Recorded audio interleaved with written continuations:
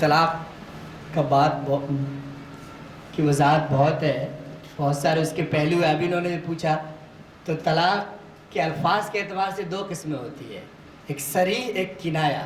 صریح جیسے طلاق بولا، یا جو لفظ یا ایسا لفظ جو طلاق کے لیے کسی بھی معاشرے میں مشہور ہو.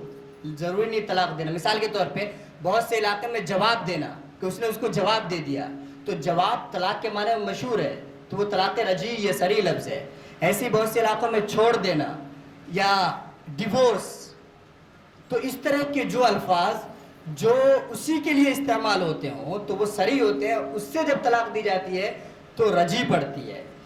الفاظ کچھ وہ ہوتے ہیں جو اس کے لیے مشہور نہیں ہیں، اس سے طلاق دی اس نے، جیسے کہا کہ مثلا عدت گزار لے یا کوئی ایسا لفظ استعمال کیا، تو اس کی نیت پہ ڈیپینڈ کرے گا. اگر اس کی نیت اس لفظ سے طلاق دینے کی تھی تبھی واقع ہوگی، اگر اس کی نیت نہیں تھی تو طلاق واقع نہیں ہوگی. دوسری بات، اگر طلاق ہوگی تو رجعی نہیں بائن واقع ہوگی. جو لفظ مشہور نہیں ہے طلاق کے لیے اس سے طلاق دی جاتی ہے تو بائن واقع ہوتی ہے. اور دوسری بات یہ کہ واقع ہونے کے لیے نیت کی ضرورت ہوتی ہے. ایک بات اور انہوں نے پوچھی ہے کہ چاہتا ہوں، چاہوں گا، تو طلاق پڑتی ہے لفظ ماضی سے یا لفظ حال سے. یعنی ایسا ورڈ آپ نے استعمال کیا جو پاسٹ کے لیے یوز ہوتا ہو یا پریزنٹ کے لیے. طلاق دیا، طلاق دیتا ہوں تو ہو جاتی ہے، لیکن اگر کہا کہ طلاق دوں گا تو اس سے طلاق نہیں ہوگی. یہ وعدہ ہے، دس از اے پرومس.